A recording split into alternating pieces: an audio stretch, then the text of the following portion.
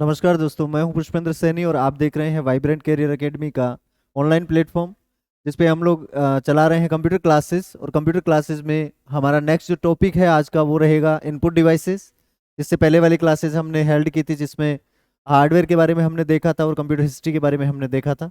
तो computer hardware का ही portion अपना कौन सा रहेगा, इनपुट डिवाइसेस रहेगा, जिनके बारे में अपन चर्चा करेंगे। एक एक डिवाइस को हम लोग यहाँ पर देखेंगे और उसका पूरा जो एनालिसिस है वो अपन इन क्लासेस के अंदर करते रहेंगे कि कौन सी इनपुट डिवाइसेस होती हैं, कौन सी आउटपुट डिवाइसेस होती हैं। देखिए, जितनी भी डिवाइसेस जो होती है ना, उन डिवाइसेस के आजकल जो क्वेश्चंस पूछे जाते हैं वो इंटरनल क्वेश्चंस पूछे जाते हैं हमसे। अब जो अगर अपन पहला टॉपिक ही ले आज का, तो अपना जैसे कीबोर्ड है, तो कीबोर्ड से रिलेटेड जो क्वेश्चंस है वो उन कीज के बारे में आएगा। कौन सी की का क्या उपयोग होता है, कि उसे किस नाम से जाना जाता है। तो ऐसे जो क्वेश्चंस हैं उनको अपन इस सेशन के अंदर जो है वो कंप्लीट करेंगे। तो आज का अपना जो टॉपिक रहेगा वो इनपुट डिवाइसेस रहेगा। तो सबसे पहली बात तो ये कि इनपुट डिवाइस अपन कहते किसे हैं, ठीक है ना।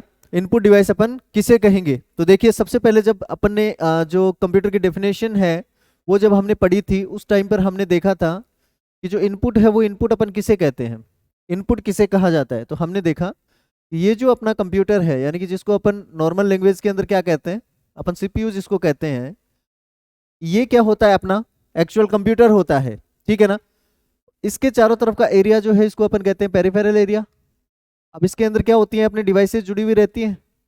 कुछ एक तो इनपुट डिवाइसेस होती हैं और कुछ एक क्या होती हैं, अपनी आउटपुट डिवाइसेस होती हैं, ठीक है ना। तो ऐसी डिवाइसेस जो इनसे जुड़ी हुई रहती है वो अपनी कौन सी है, इनपुट डिवाइस है, या फिर क्या है, आउटपुट डिवाइसेस होती हैं। तो सबसे पहले अपन बात करेंगे इनपुट किसे कहते हैं। ये जो कंप्यूटर है, इस कंप्यूटर के अंदर अगर कोई भी निर्देश जा रहा है या फिर जाएगा, वो क्या कहलाएगा, अपना इनपुट कहलाएगा। यानी कंप्यूटर को यूजर द्वारा, कंप्यूटर को किसके द्वारा, यूजर द्वारा। यानी यूजर कौन होता है, जो कंप्यूटर को चला रहा है, कंप्यूटर का जो ऑपरेटर है, ठीक है ना। तो यूजर द्वारा कंप्यूटर को जो निर्देश दिया जाता है, उस निर्देश को हम लोग क्या कहते हैं, इनपुट कहते हैं। अब ये निर्देश जो है वो किसी ना किसी डिवाइस से देगा, किसी उपकरण से देगा। ऐसे तो है नहीं कि सोच लिया और निर्देश चला गया, नहीं। जिस डिवाइस के माध्यम से इस कंप्यूटर को निर्देश दिया जाता है वो डिवाइस क्या कहलाती है, आपकी इनपुट डिवाइस कहलाती है। फॉर एग्जाम्पल, जैसे मान लीजिए कि निर्देश अपन किससे देते हैं, कीबोर्ड से कोई भी की दबाई। जैसे ये अपना कीबोर्ड है, आपको दिख रहा होगा, ये अपना कीबोर्ड है और इस कीबोर्ड से मैं कोई भी की दबा देता हूँ, ठीक है ना। तो जब भी मैं कोई भी की दबाऊंगा तो इस कीबोर्ड से एक इनपुट निकल करके और वो कहाँ पर जाएगा, इस मशीन के अंदर जाएगा। तो ये जो कीबोर्ड है ये क्या कहलाएगा, अपना इनपुट डिवाइस कहलाएगा, ठीक है। तो ऐसे डिवाइसेस जिनके माध्यम से कंप्यूटर को क्या दिया जाता हो, निर्देश दिया जाता हो, क्या कहलाती है, अपनी इनपुट डिवाइसेस कहलाती है, ठीक है। अब इनपुट डिवाइसेस की बात आ रही है, तो इनपुट डिवाइसेस भी कौन कौन सी होती है, उनके बारे में चर्चा की जाए कि इनपुट डिवाइस कौन सी होती है। तो देखो, सबसे पहला क्वेश्चन अपना यहां से बनता है कि कंप्यूटर में सबसे बेसिक इनपुट डिवाइस कौन सी है, जिसका सर्वाधिक उपयोग किया जाता है। या फिर मैं कहूं तो कि कंप्यूटर की ऐसी कौन सी डिवाइस है जिसका सर्वाधिक उपयोग इनपुट देने के लिए किया जाता है, या फिर जो सबसे बेसिक डिवाइस होती है, ठीक है ना। तो कंप्यूटर का जो कीबोर्ड होता है ये बेसिक होता है, ये क्या होता है, सबसे बेसिक डिवाइस होता है। तो पहला क्वेश्चन यहां से आ जाता है अपना, ठीक है ना, कि सबसे बेसिक डिवाइस कौन सा है। तो कीबोर्ड जो है वो सर्वाधिक उपयोग में लिया जाता है और सबसे बेसिक डिवाइस कंप्यूटर की है। इनपुट डिवाइसेस में सबसे पहला अपना कीबोर्ड हो गया, ठीक है। अब बात करते हैं कि कीबोर्ड जो है वो कैसा डिवाइस है। भाई क्वेश्चन आ जाए कि कीबोर्ड कैसा डिवाइस है। अब अपने को ये तो पता है कि कीबोर्ड इनपुट डिवाइस है, लेकिन इनपुट डिवाइस भी दो प्रकार की होती हैं, या फिर मैं कहूँ तो कई प्रकार की होती हैं, ठीक है ना। तो उनमें से कीबोर्ड जो है वो कैसा है, तो देखो इसके लिए मैं कहूंगा कि ये CUI बेस्ड है। कैसा है, CUI बेस्ड इनपुट डिवाइस है, इनपुट डिवाइस है, ठीक है। CUI बेस्ड इनपुट डिवाइस है। अब CUI बेस्ड इनपुट डिवाइस का मतलब क्या हो गया, CUI का मतलब हो गया करेक्टर यूजर इंटरफेस, या फिर मैं इसे क्या कह सकता हूं, CLI, command line interface, command line interface पर आधारित, इंटरफेस पर आधारित। दोनों में मतलब क्या हो गया, इसका मतलब क्या होता है, देखिए एक तो होता है आपका GUI इंटरफेस और एक होता है आपका CUI इंटरफेस। दोनों में क्या डिफरेंस है, पहले भी मैंने आपको बताया था कि GUI का मतलब होता है कि हमें काम करने के लिए कंप्यूटर पर ऐसा वातावरण मिले कि अपन किसी भी जो आपका आइकन होता है उसके ऊपर क्लिक करके काम कर सके, तो ऐसा इंटरफेस जो होगा वो तो क्या कहलाता है, अपना GUI इंटरफेस कहलाता है।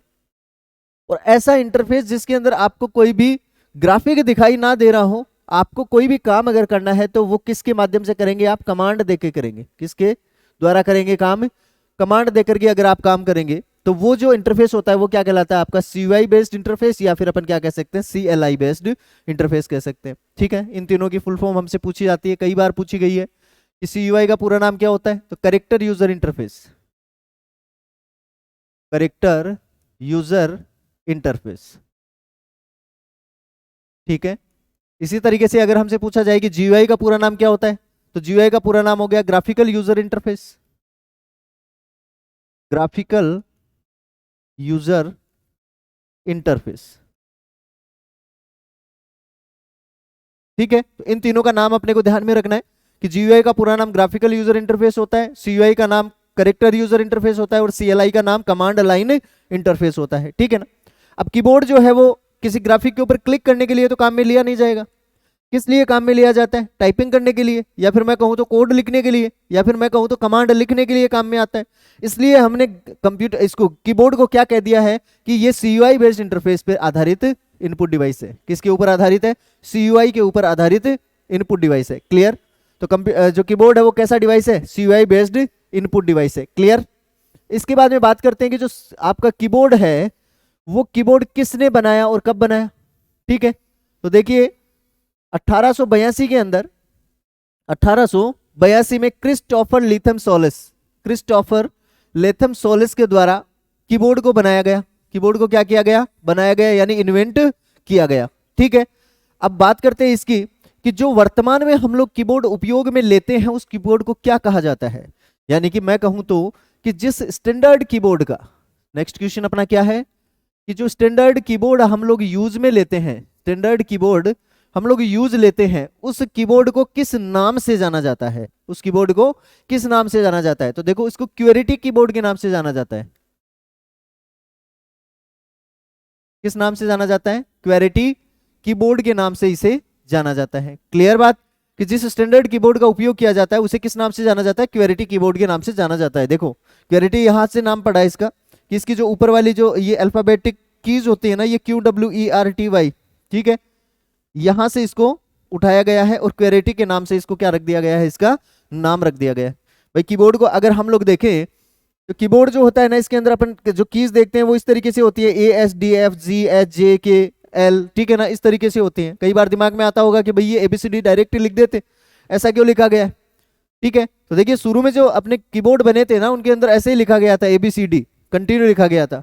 लेकिन अगर अपन ABCD इस तरीके से कंटिन्यू लिखेंगे ना तो टाइपिंग करना जो रहता है वो डिफिकल्ट बन जाता है। ठीक है ना, तो उसको इजी करने के लिए हमने बीच वाली लाइंस के अंदर, ये जो बीच वाली लाइन है उसके अंदर उन वर्ड्स को रखा जो सबसे ज्यादा उपयोग में लिए जाते हैं, जो सबसे ज्यादा उपयोग में लिए जाते हैं। उसके बाद में ऊपर वाली लाइन के अंदर रखा, यानी सबसे ज्यादा उपयोग में होने वाले बीच में, क्योंकि हमारी जो उंगलियां टाइपिंग के वक्त रहती है वो बीच वाली लाइन के ऊपर रहती है।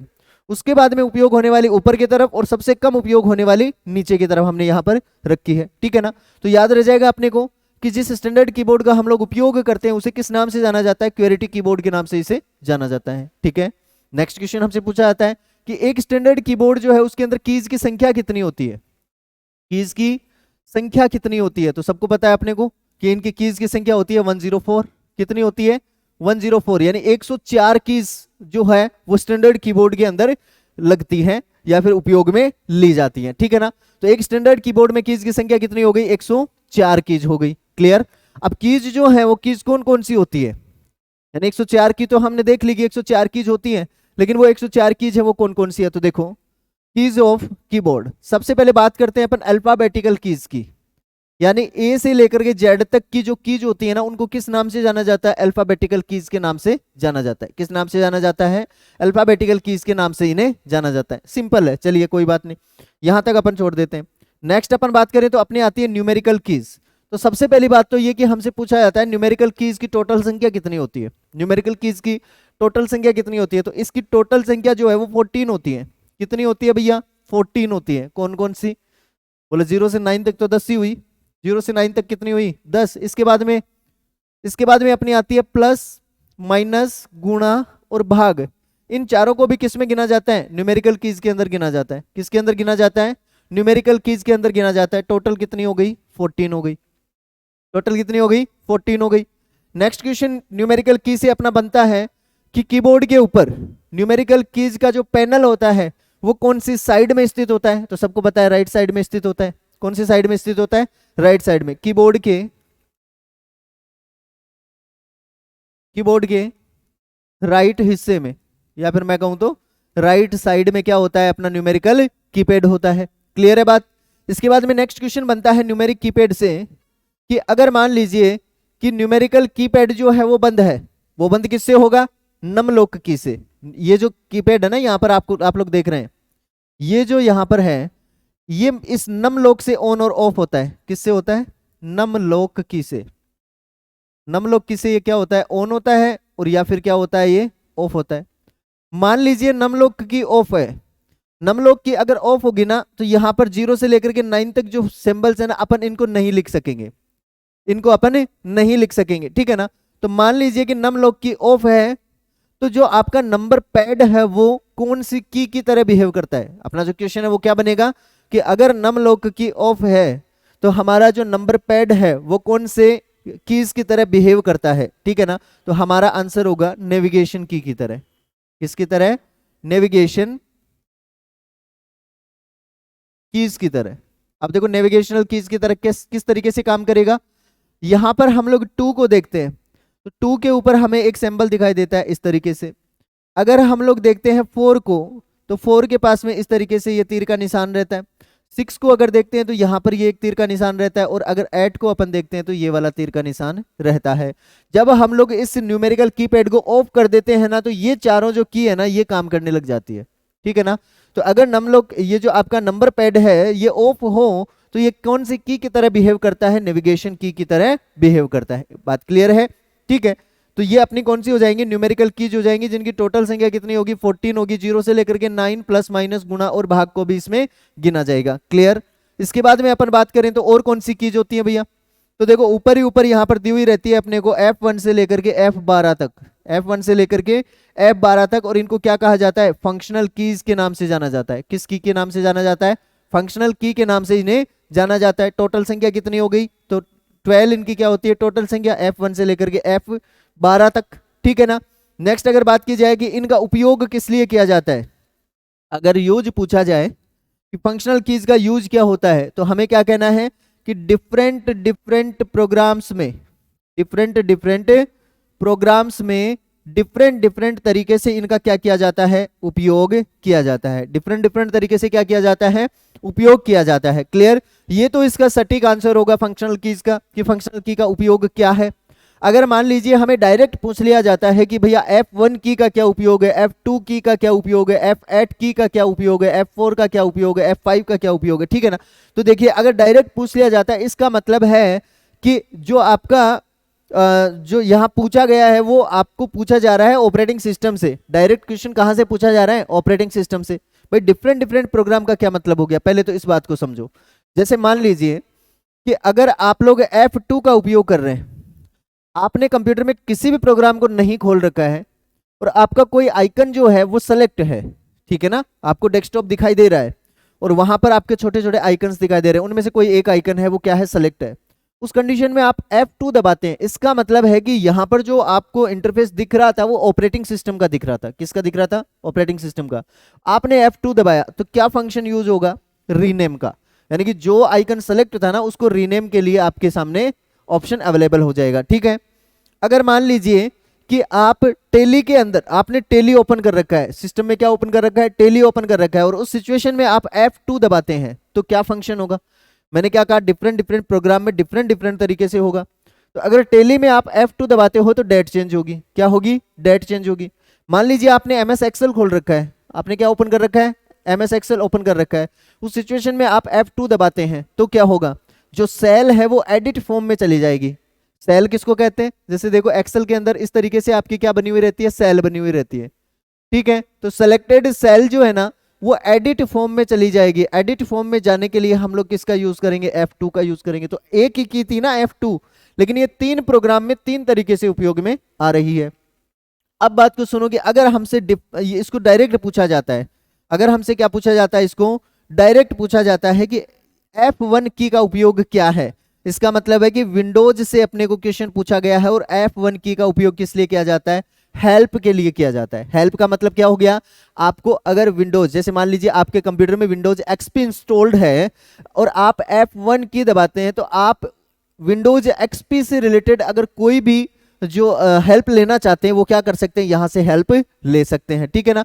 तो इसका यूज किस लिए करेंगे, F1 की का उपयोग किस लिए किया हमने, हेल्प के लिए अपन इसका उपयोग करेंगे, ठीक है। दूसरी अगर मैं बात करूं तो F2 की आती है। F2 का अभी मैंने आपको बताया कि अगर कोई भी आइकन सेलेक्ट है तो उस आइकन को रीनेम करने के लिए अपन किसका यूज करेंगे, F2 की का यूज करेंगे। अगर मैं कहूं F3 का यूज किस लिए किया जाता है, तो F3 का यूज किस लिए किया जाता है, सर्च के लिए किया जाता है। अगर आप आपके सिस्टम के अंदर कोई भी फाइल्स को ढूंढना चाहते हैं तो उसके लिए आप क्या कर सकते हैं, F3 का यूज कर सकते हैं। F5 का यूज किस लिए करते हैं, तो देखो अपन राइट क्लिक करते हैं किसी भी जगह पर, खाली जगह पर राइट क्लिक करते हैं और वहां पर जब छोटा सा एक टॉपअप मेन्यू आता है, उस पॉपअप मेन्यू के अंदर आप रिफ्रेश बटन दबाते हैं, रिफ्रेश करते हैं ना कंप्यूटर को। तो इस तरीके से अगर आप रिफ्रेश करना चाहते हैं किसी की के माध्यम से, तो आप किससे कर सकते हैं, रिफ्रेश F5 से कर सकते हैं। रिफ्रेश करने को ही हम लोग क्या कहते हैं, रिलोड करना। क्या कहते हैं भाई, रिलोड करना। यहाँ क्या लिखा हुआ है, रिलोड करना, ठीक है ना। नेक्स्ट अगर अपने से पूछा जाए कि F11 का क्या यूज है, F11 का क्या यूज है, तो जो आपका मान लीजिए कोई प्रोग्राम है वो छोटी स्क्रीन के ऊपर खुला हुआ है, जैसे फुल स्क्रीन तो ये हो गई, अब यही मान लीजिए कि छोटी स्क्रीन के ऊपर खुला हुआ रहे और आप अगर इसे फुल स्क्रीन पर करना चाहें तो उसके लिए अपन किसका यूज करेंगे, F11 का यूज करेंगे। क्लियर है। तो इस तरीके से हमसे क्या पूछे जाते हैं, क्वेश्चंस पूछे जाते हैं। नेक्स्ट बात करते हैं अपन, नेक्स्ट कौन सी की है उसके बारे में अपन चर्चा करते हैं, ठीक है ना। तो अपनी 3 की यहां पर हो गई। अब देखिए इसके बाद में आपकी आती है नेविगेशन की, इसके बाद में कौन सी की आती है, अपनी नेविगेशन की आती है, ठीक है ना। कर्सर को नेविगेट करने के लिए, कर्सर क्या होता है, जैसे देखिए आप अगर मान लीजिए इस तरीके से कोई ब्लिंकर देखते हैं, ठीक है ना, तो ये क्या है, इसको नेविगेट करने के लिए हम किसका यूज करते हैं, नेविगेशन की का उपयोग करते हैं, ठीक है। 4 कीज होती है ना अपनी, ये वाली चारों कीज होती हैं, ठीक है। इससे क्या किया जाता है, कर्सर को नेविगेट किया जाता है। अब देखो क्या यूज होता है इनमें, ये 4 की है, इनका क्या यूज है। जैसे देखिए ये की जो आपको दिखाई देती है इसको कहते हैं अपन अप की। क्या कहते हैं, अप की। इसका यूज क्या है, जैसे मान लीजिए आपका एक डॉक्यूमेंट है, आपका क्या है, एक ये डॉक्यूमेंट है, इसके अंदर आपने कुछ एक लाइंस लिख रखी है, कुछ एक क्या लिख रखी है, लाइंस यहां पर लिख रखी है, ठीक है। इस तरीके से लाइंस लिख रखी है। आपका कर्सर मान लीजिए यहां पर है, आपका कर्सर कहाँ है, यहां पर है। आप अगर अप की को दबाते हैं तो आप एक लाइन ऊपर चले जाएंगे। कहां चले जाएंगे, एक लाइन ऊपर चले जाएंगे। क्लियर, ठीक है। तो इसके लिए अपन क्या कह देंगे कि एक लाइन ऊपर जाने के लिए, एक लाइन कर्सर को ऊपर ले जाने के लिए, ऊपर ले जाने के लिए कर्सर को एक लाइन ऊपर ले जाने के लिए किसका उपयोग किया जाएगा, अप की का उपयोग किया जाएगा। इसी तरीके से डाउन का क्या यूज होगा, जैसे मान लीजिए यहां पर कर्सर आ गया, डाउन की दबाएंगे तो एक लाइन नीचे आ जाएंगे। तो कर्सर को एक लाइन नीचे लाने के लिए किसका यूज करेंगे अपन, डाउन एरो की का यूज करेंगे, ठीक है ना। राइट की, जैसे मान लीजिए चारों की है उनमें राइट की जो होती है इसका क्या यूज होता है, राइट की का मतलब है ये वाला, ठीक है ना, ये नहीं है। राइट की का मतलब हो गया ये वाला और लेफ्ट की का मतलब कौन सा हो गया, ये वाला, ठीक है ना। राइट की का उपयोग किस लिए करेंगे, जैसे मान लीजिए कि यहां पर लिखा हुआ था सीकर, क्या लिखा हुआ था, सीकर लिखा हुआ था। अब आपका जो कर्सर है वो यहां पर ब्लिंक कर रहा है, ठीक है। आप राइट की दबाते हैं तो राइट की दबाते ही आप एक अक्षर आगे की तरफ आ जाएंगे, यानी आपका कर्सर एस के आगे आ जाएगा, ठीक है ना। तो इसके लिए अपन क्या कहेंगे, एक अक्षर आगे आने के लिए, एक अक्षर राइट में आने के लिए, कर्सर को एक अक्षर राइट में ले जाने के लिए किसका उपयोग किया जाएगा, राइट की का उपयोग किया जाएगा। इसके बाद में अगर मैं बात करूं लेफ्ट की, ठीक है ना, तो जैसे मान लीजिए एस के आगे क्या आ गया, आपका कर्सर आ गया, तो एक अक्षर लेफ्ट में आने के लिए कर्सर को एक अक्षर लेफ्ट लाने के लिए, कहां लाने के लिए, लेफ्ट लाने के लिए किसका उपयोग किया जाएगा, आपका लेफ्ट एरो की का उपयोग किया जाएगा, ठीक है। तो चारों सिंपल सी हैं, ये तो सबको अपने को पता है चारों कीज का, ठीक है। ये ध्यान में रखना कि एक लाइन ऊपर और एक अक्षर लेफ्ट और राइट जाने के लिए, ठीक है। इसके बाद में आपके कर्सर कंट्रोल की आती है, ठीक है ना। कर्सर कंट्रोल की यहां पर अपनी 4 कीज होती है, एक तो कौन सी होती है, अपनी होम की होती है, एक होती है एंड की, एक होती है पेज अप और दूसरी कौन सी होती है, पेज डाउन की होती है, ठीक है ना। क्या यूज होता है, देखो अगर नॉर्मली आप होम की को दबाएंगे मान लीजिए आपका कर्सर यहां पर है और आप होम की को दबाते हैं तो आप लाइन के फर्स्ट में आ जाएंगे, यानी यहां पर आ जाएंगे। ठीक है, तो होम की का उपयोग किस लिए किया जाता है? लाइन के फर्स्ट में आने के लिए। किसके लिए? लाइन के फर्स्ट में आने के लिए। अगर मान लीजिए एंड की का यूज करते हैं, ठीक है ना, तो एंड की का यूज क्या होता है? लाइन के एंड में। मान लीजिए शुरू में आ गए, अब लाइन के एंड में जाना है। ठीक है, आप अगर एरो की का यूज करेंगे तो आप एक एक अक्षर आगे जाएंगे, आगे तो चले जाएंगे लेकिन एक एक अक्षर जाएंगे। लेकिन आपको डायरेक्ट लाइन के एंड में जाना है तो किस की का यूज करेंगे? आप एंड की का यूज करेंगे। ठीक है, पेजअप की, एक पेज ऊपर जाने के लिए, जैसे मान लीजिए आपका ये एक पेज है, इसके ऊपर दूसरा पेज है, इसके ऊपर क्या है? दूसरा पेज है, तो दूसरे पेज में आप यहां पर चले जाएंगे, दूसरे पेज के ऊपर, यानी एक पेज ऊपर अगर आप जाना चाहते हैं तो वो किससे जा सकते हैं? अपन पेजअप की से जा सकते हैं। और इसी का उल्टा क्या हो जाएगा? पेज डाउन की हो जाएगा, यानी ऊपर वाले पेज पर है, नीचे वाले पेज पर आना है तो किसका यूज करेंगे? पेज डाउन की का यूज करेंगे। ठीक है ना, तो होम की का यूज किस लिए करेंगे अपन? लाइन के फर्स्ट में आने के लिए। एंड की का यूज किस लिए करेंगे? लाइन के लास्ट में जाने के लिए। पेजअप की का यूज किस लिए करेंगे? एक पेज से दूसरे पेज पर, यानी ऊपर वाला जो पेज है उसके ऊपर जाने के लिए आप पेजअप की का यूज करेंगे। पेजअप की जो होती है वो शॉर्ट में काम करती है, ठीक है ना, स्लोट में काम करती है, एक एक स्टेप ऊपर जाती है। ठीक है, पेज डाउन यानी कि नीचे वाले पेज के ऊपर आने के लिए। ठीक है ना, किसका यूज करेंगे अपन? पेज डाउन का यूज करेंगे। इसके साथ में ही नेक्स्ट अपन देखते हैं कि ये जो की है इनको कंट्रोल की के साथ में अगर उपयोग किया जाए या फिर शिफ्ट के साथ में उपयोग किया जाए तो ये क्या बिहेव करेंगी। होम की जो है उसका यूज हमने देख लिया कि बिगिनिंग ऑफ लाइन। अगर होम की को ही शिफ्ट के साथ में दबा दिया जाए, होम की को ही किसके साथ में दबा दिया जाए? शिफ्ट की के साथ में। बात की थी कि ये अपना क्या है? एक पेज है और इसके अंदर क्या है? अपनी लाइन्स है। अगर आप सिंपली क्या करेंगे? होम की को दबाएंगे तो आप यहां पर आ जाएंगे। ठीक है, लेकिन आपका कर्सर यहां है, अब आप किसके साथ में दबा रहे हैं? शिफ्ट की के साथ में होम की को दबा रहे हैं। किसके साथ में? शिफ्ट की के साथ में होम को दबा रहे हैं। ये पूरी लाइन सेलेक्ट हो जाएगी, ये पूरी लाइन क्या हो जाएगी? सेलेक्ट हो जाएगी। क्लियर? अगर आप इसी को, यानी इसी होम की को कंट्रोल के साथ में दबाते हैं, कंट्रोल के साथ में दबाते हैं तो क्या होगा? Go to first page in document, यानी कि डॉक्यूमेंट किसको कहते हैं अपन? एक पेज हमने देखा, इसके नीचे भी पेज हो सकते हैं, इसके नीचे भी क्या हो सकते हैं? पेज हो सकते हैं, और इसके ऊपर भी क्या हो सकते हैं? पेज हो सकते हैं। आप ये चाहते हैं कि ये जो डॉक्यूमेंट है, देखो डॉक्यूमेंट क्या होता है? पेजेस का कलेक्शन होता है, कई सारे पेजेस जो होते हैं उनको मिला करके क्या बनता है? आपका डॉक्यूमेंट बनता है। अब उस डॉक्यूमेंट में मान लीजिए आप 3 नंबर पेज पर है और आपको फर्स्ट पेज पर जाना है, तो उसके लिए अपन क्या करेंगे? कंट्रोल के साथ में क्या दबाएंगे? होम की दबाएंगे। कंट्रोल के साथ में क्या दबाएंगे? होम की दबाएंगे। ठीक है ना, तो होम की दबाते ही आप कहां पर चले जाएंगे? फर्स्ट पेज पर चले जाएंगे, डॉक्यूमेंट के फर्स्ट पेज पर। जैसे यहां पर कितने पेज हो गए? 3, 4, 5 और 6, 6 पेज है। आप अगर 6 नंबर पेज पे भी हो ना और उसके बाद में कंट्रोल के साथ में होम की दबाओगे तो आप फर्स्ट नंबर पेज पर पहुंच जाओगे। क्लियर? एंड की का यूज देगा कि किसी भी लाइन के लास्ट में जाने के लिए। लेकिन अगर शिफ्ट की के साथ में एंड की को दबाया जाए तो क्या यूज होगा? Select one line from beginning, यानी ये यूज कहां पर होगा? देखना, ये यूज अपन कहां पर करेंगे? जो अपना एंड की है इसका यूज कहां पर करेंगे?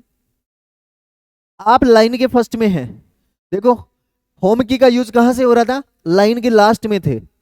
एंड की का यूज कहां पर होगा? लाइन के फर्स्ट में है।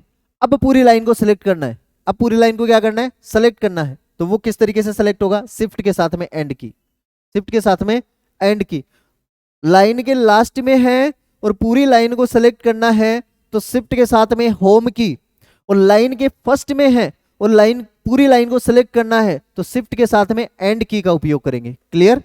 कंट्रोल के साथ में एंड की, तो कंट्रोल के साथ में होम की का क्या यूज था? डॉक्यूमेंट के फर्स्ट में जाने के लिए, यानी डॉक्यूमेंट के फर्स्ट पेज पर जाने के लिए। और कंट्रोल के साथ में एंड की का क्या यूज होगा? डॉक्यूमेंट के लास्ट पेज पर जाने के लिए। जैसे मान लीजिए आप 3 नंबर पेज पे हैं और डॉक्यूमेंट के लास्ट पेज 6 नंबर पेज है, इसके ऊपर जाना है आपको, तो इसके लिए किसका यूज करेंगे अपन? कंट्रोल के साथ में एंड की का यूज करेंगे। किसका यूज करेंगे? कंट्रोल के साथ में एंड की का यूज करेंगे। क्लियर है? तो ये अपनी जो कर्सर कंट्रोल की है, इन कीज का भी अपन उपयोग करते हैं डॉक्यूमेंट के अंदर फास्ट जाने के लिए। ठीक है ना, क्योंकि अपन जो नेविगेशन की होती है उनसे भी ऊपर नीचे आ सकते हैं लेकिन उनमें समय लगता है। लेकिन अगर आप समय जाया नहीं करना चाहते हो, डायरेक्ट जाना चाहते हो, तो अपन क्या कर सकते हैं? कर्सर कंट्रोल की का उपयोग कर सकते हैं। क्लियर?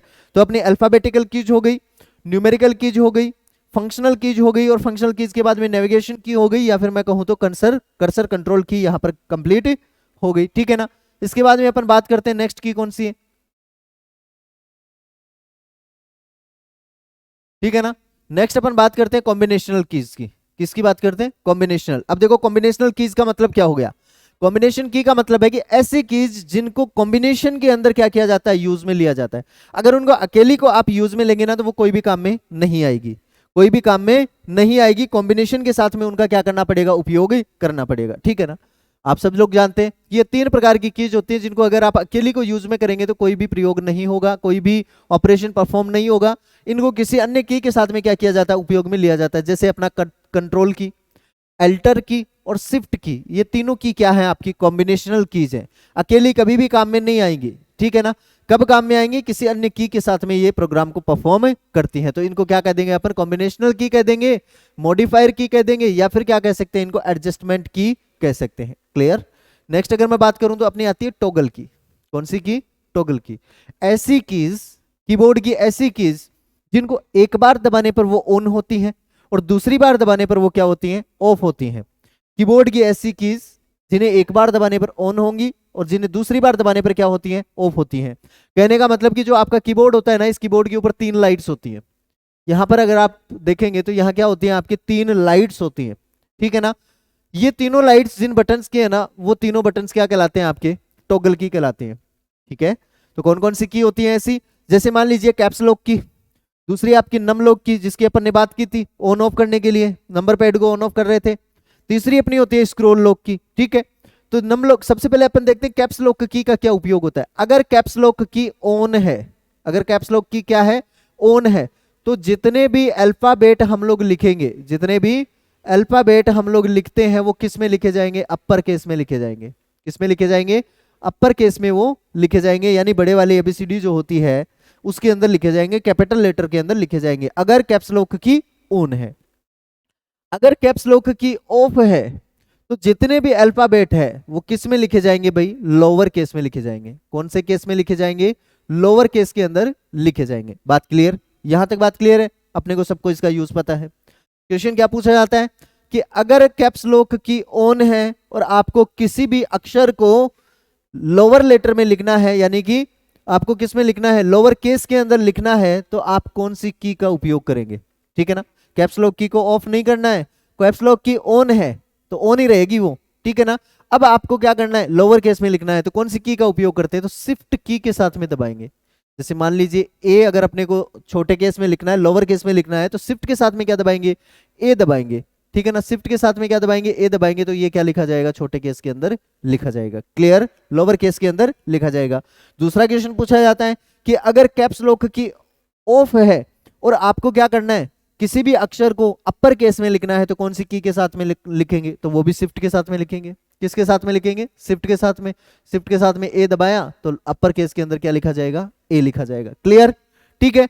तो लोअर केस और अपर केस के अंदर लिखने के लिए किसका यूज किया जाता है? कैप्स लॉक की का उपयोग किया जाता है। नेक्स्ट अगर बात करें तो नम लॉक की, तो नम लॉक की का क्या उपयोग होता है? मैंने अभी बताया था आपको कि जो कीबोर्ड होता है उसका जो नंबर पैड होता है उसको ऑन या फिर ऑफ करने के लिए हम लोग किसका यूज करते हैं? नम लॉक की का उपयोग करते हैं। अगर नम लॉक की ऑफ है तो नंबर पैड कौन सी की तरह बिहेव करता है? तो नेविगेशन की तरह बिहेव करता है। कौन सी की तरह बिहेव करता है?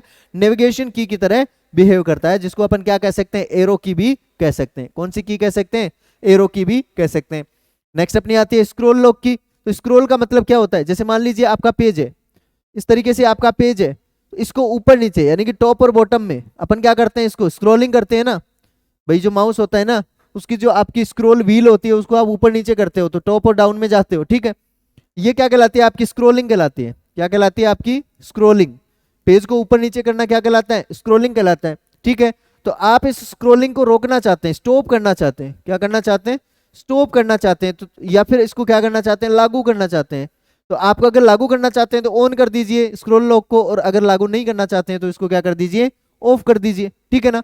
तो आप स्क्रॉलिंग को ऑन और ऑफ करने के लिए, किसके लिए? स्क्रॉलिंग को, पेज की स्क्रॉलिंग को ऑन या ऑफ करने के लिए, ऑफ करने के लिए किसका उपयोग किया जाता है? स्क्रॉल लॉक की का उपयोग किया जाता है। क्लियर? नेक्स्ट अगर मैं बात करूं तो अपनी आती है स्पेशल पर्पज कीज। कौन सी आती है?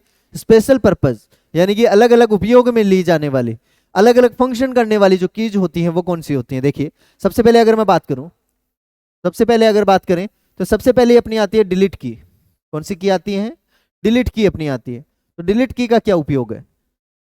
ठीक है, पहले दे रखा है बैक स्पेस की, तो बैक स्पेस की को देख लेते हैं। जैसे देखो आपका जो कीबोर्ड होता है,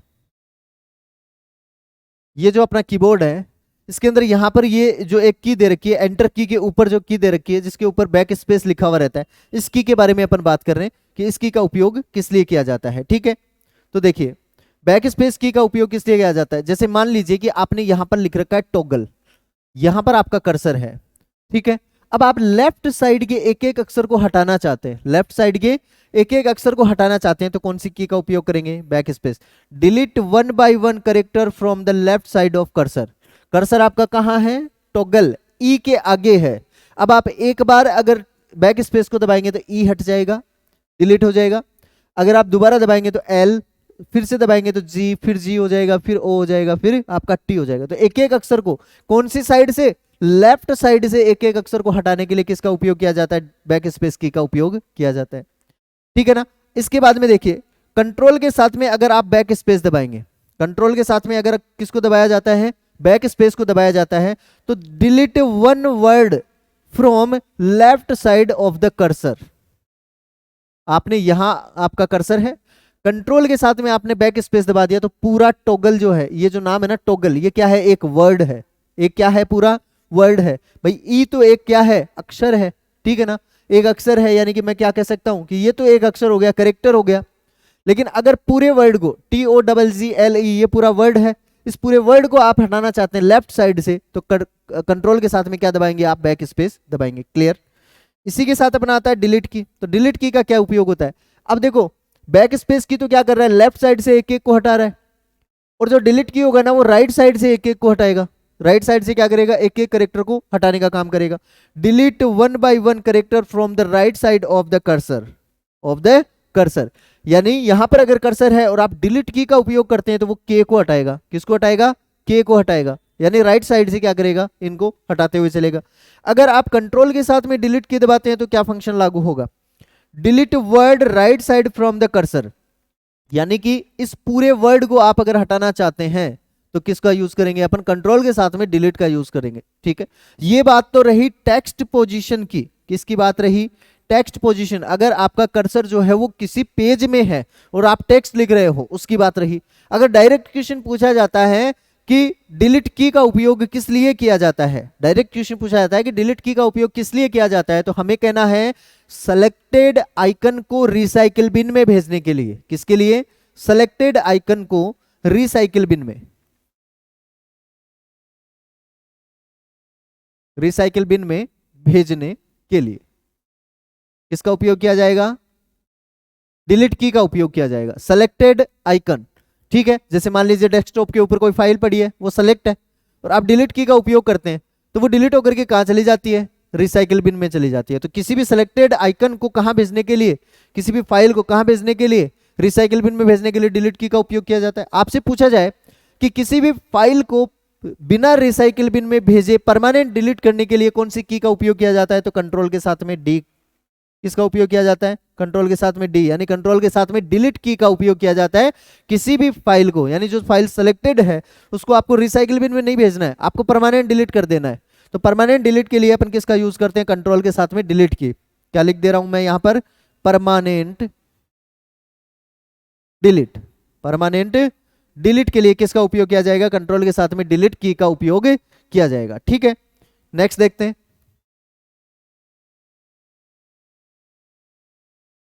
इसके बाद में नेक्स्ट जो अपनी स्पेशल पर्पज की है उसमें अपना आता है कौन सा, एंटर या फिर रिटर्न या फिर एग्जीक्यूट की।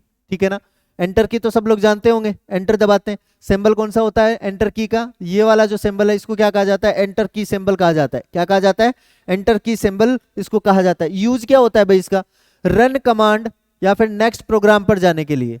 यानी किसी भी प्रोग्राम को अगर आप नेक्स्ट प्रोग्राम को आप एग्जीक्यूट करना चाहते हैं, रन करवाना चाहते हैं, तो उसके लिए क्या करते हैं अपन, एंटर की दबा देते हैं। या फिर क्या करना चाहते हैं आप, नेक्स्ट पैराग्राफ के ऊपर जाना चाहते हैं। किसके ऊपर जाना चाहते हैं, नेक्स्ट पैराग्राफ। देखो क्वेश्चन सीधा सा पूछा जाता है कि एंटर की का उपयोग क्या है, या फिर यह कह दिया जाता है कि पैराग्राफ चेंज करने के लिए कौन सी की का उपयोग किया जाता है। पैराग्राफ चेंज करने के लिए कौन सी की का उपयोग किया जाता है, और वहां पर अपने को ऑप्शन में दिया हुआ रहता है एक तो एंटर की, और दूसरा अपने को दिया हुआ रहता है कौन सी, डाउन एरो की।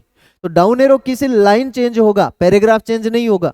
पैराग्राफ अगर आपको चेंज करना है तो उसके लिए कौन सी की का उपयोग किया जाता है? एंटर की का उपयोग किया जाता है, जिसे किस नाम से जान सकते हैं? रिटर्न की के नाम से भी जान सकते हैं और एग्जीक्यूट की के नाम से भी जान सकते हैं। क्लियर है?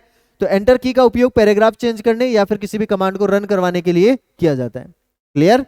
इसके बाद में अगर बात करें नेक्स्ट की कौन सी होती है, तो अपनी कौन सी आती है? टैब की आती है। टैब का पूरा नाम होता है टेबुलेटर। क्या नाम होता है? टेबुलेटर की। टैब का क्या उपयोग है? ठीक है ना, जैसे देखो अपन स्पेस का यूज करते हैं, स्पेस की का यूज करते हैं, तो स्पेस की से आप सिंगल जो करेक्टर है उसका स्पेस डाल के और उसके आगे क्या हो जाता है, आप लिखते रहते हैं। ठीक है ना, यानी बीच में अगर आप एक करेक्टर का स्पेस डालना चाहते हैं तो स्पेस की का यूज करते हैं। लेकिन टैब की का उपयोग कब करेंगे? More than one space, fix space, indent set, यानी इंडेंट सेट करने के लिए या फिर फिक्स स्पेस आगे जाने के लिए या फिर वन स्पेस आप क्या कर सकते हैं आगे जाने के लिए, किसका उपयोग करेंगे? टैब की का उपयोग करेंगे। ठीक है ना, टैब की क्या करता है? एक फिक्स स्पेस छोड़ के, मतलब स्पेस से तो क्या होगा, एक करेक्टर का स्पेस लगेगा, टैब की से क्या होगा, 5 पॉइंट्स तक का स्पेस एक साथ लगेगा। एक बार टैब दबाने पर 5 पॉइंट का स्पेस लगेगा, उसके आगे आप चले जाओगे। क्लियर? तो टैब की का उपयोग कब कब करते हैं अपन? किसी भी फिक्स स्पेस में आगे बढ़ने के लिए। To move cursor on screen only left and right indent set.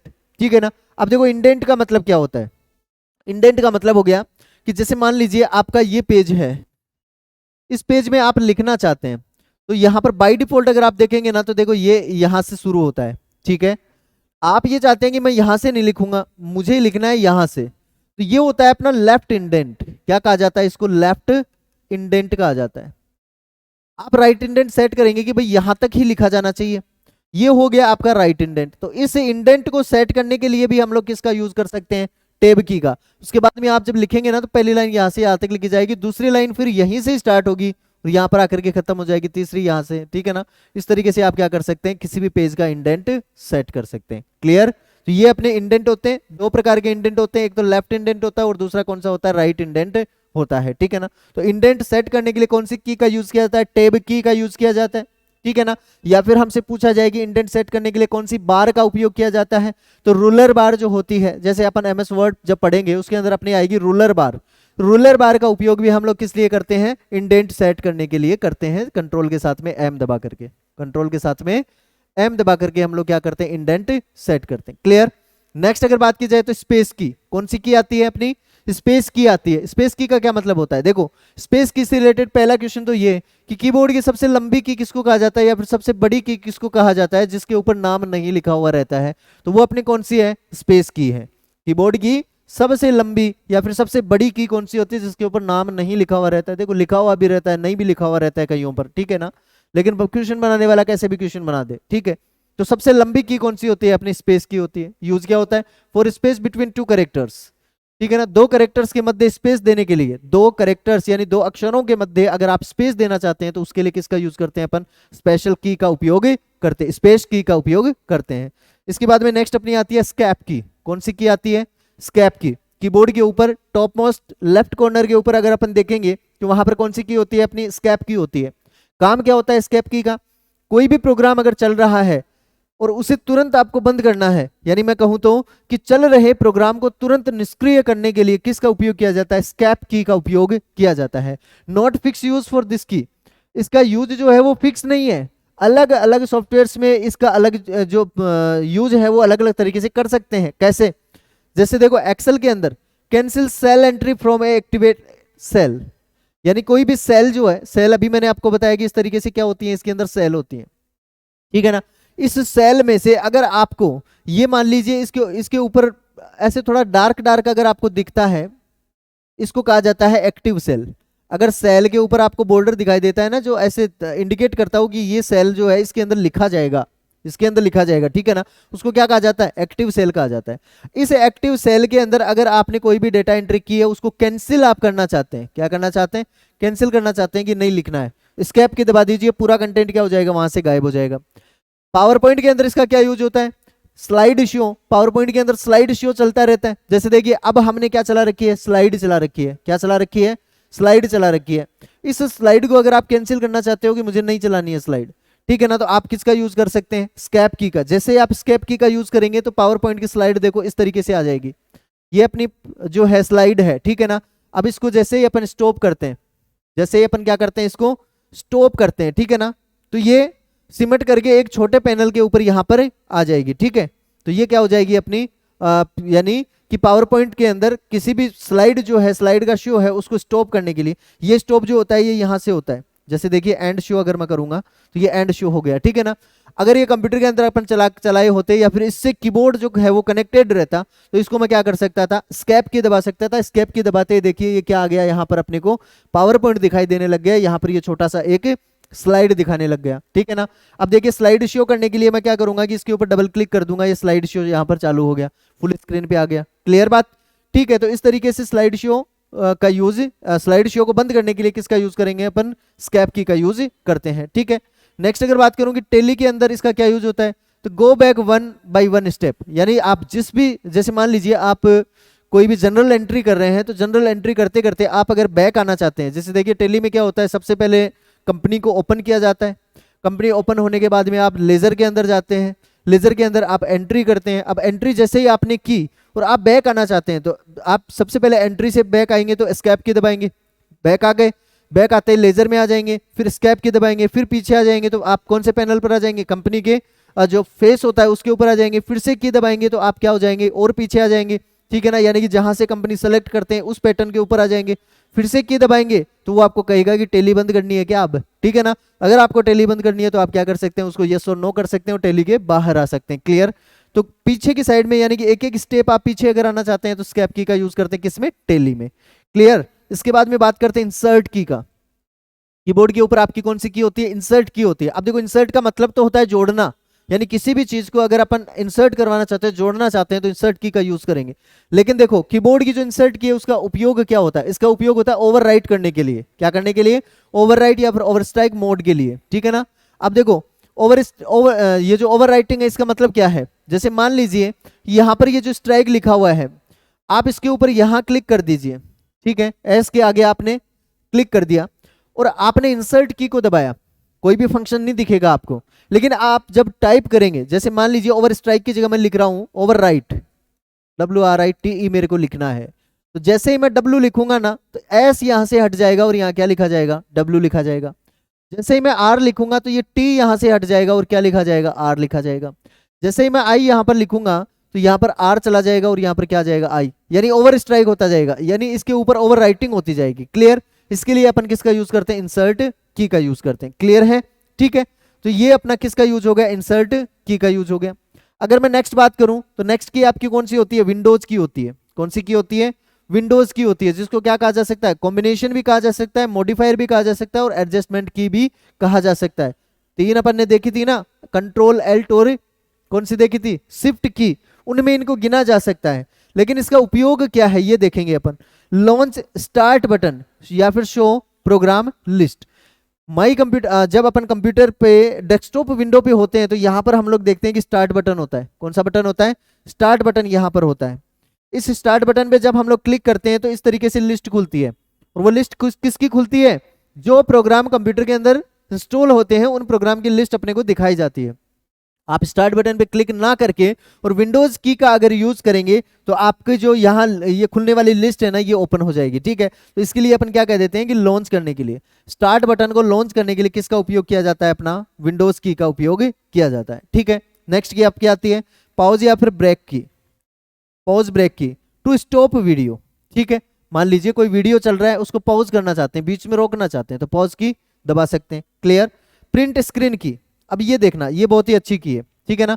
Copy current window, अब मान लीजिए ये यहां पर अपने को कंटेंट दिख रहा है इस कंप्यूटर में, ठीक है। आप इसका स्क्रीनशॉट लेना चाहते हैं, क्या लेना चाहते हैं, स्क्रीनशॉट। फोन से तो अपन ले सकते हैं, फोन से लेते हैं वॉल्यूम बटन दबा करके और वो लॉक वाला बटन दबा करके, ठीक है। लेकिन अगर आपको कंप्यूटर में कोई भी स्क्रीनशॉट लेना हो तो वो कैसे लेंगे अपन, तो वो इस तरीके से लेंगे कि जो भी विंडो आपको दिखाई दे रही है सामने, जो भी विंडो आपकी खुली हुई है उस विंडो को अगर आप कॉपी करना चाहते हैं तो आप प्रिंट स्क्रीन का बटन दबा दीजिए। किसका बटन दबा दीजिए, प्रिंट स्क्रीन का बटन दबा दीजिए। आपको कुछ भी होता हुआ लागू होता हुआ दिखाई नहीं देगा। लेकिन आप अगर किसी अन्य प्रोग्राम में जाएंगे, जैसे मान लीजिए MS वर्ड आप ओपन करेंगे, क्या ओपन करेंगे, MS वर्ड आप ओपन करेंगे। इस MS वर्ड के अंदर जैसे ही आपको ये डॉक्यूमेंट दिखेगा, यहां पर जाकर के आप नॉर्मली क्या कर दीजिए, पेस्ट कर दीजिए, कंट्रोल के साथ में V दबा दीजिए। जब आपने प्रिंट स्क्रीन की दबाया था उस टाइम पर जो विंडो आपके सामने थी ना, उसका एक इमेज यहाँ पर आपको शो होता हुआ दिखाई देगा। यानी कि आप जैसे प्रिंट स्क्रीन की दबाओगे ना, आपके सामने जो जो भी कंटेंट होगा ना, उसकी एक फोटो बन जाएगी, और वो फोटो आप कहाँ पर ला सकते हैं, इस MS वर्ड डॉक्यूमेंट के अंदर ला करके पेस्ट कर सकते हैं। कई बार ऑप्शन के अंदर ये भी दिया हुआ रहता है, पेपर के अंदर जब क्वेश्चन आता है तो वहां पर अपने को दिया हुआ रहता है ऑप्शन के अंदर कि प्रिंट स्क्रीन का उपयोग सामने दिख रहे किसी भी कंटेंट की कॉपी करके प्रिंट करने के लिए किया जाता है। क्या करने के लिए? कॉपी करके प्रिंट करने के लिए। लेकिन कॉपी करके प्रिंट जो है ना, वो भाई साहब इस तरीके से होगा कि आप MS वर्ड में इसको क्या करवाओ, पहले पेस्ट करवाओ, उसके बाद में उसको प्रिंट करवाओ।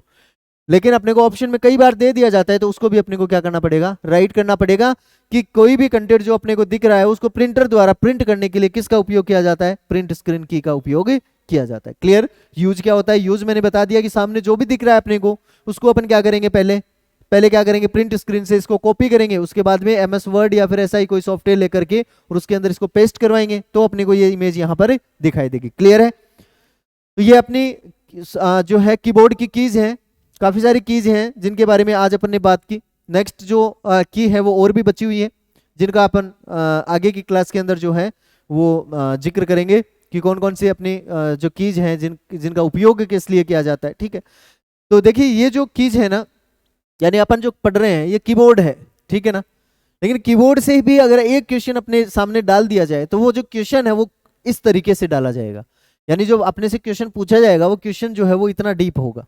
आजकल ये कोई नहीं पूछता है कि कीबोर्ड जो है वो कौन सी डिवाइस है, इनपुट डिवाइस है कि आउटपुट डिवाइस है, सबको पता है भैया कौन सी डिवाइस है, ठीक है ना। क्वेश्चन जो पूछेगा, अगर कीबोर्ड से क्वेश्चन पूछने का अगले का मन रहा एग्जामिनर का, तो वो क्वेश्चन जो है वो यहां से निकालेगा, क्वेश्चन है वो यहां से पूछेगा। क्लियर?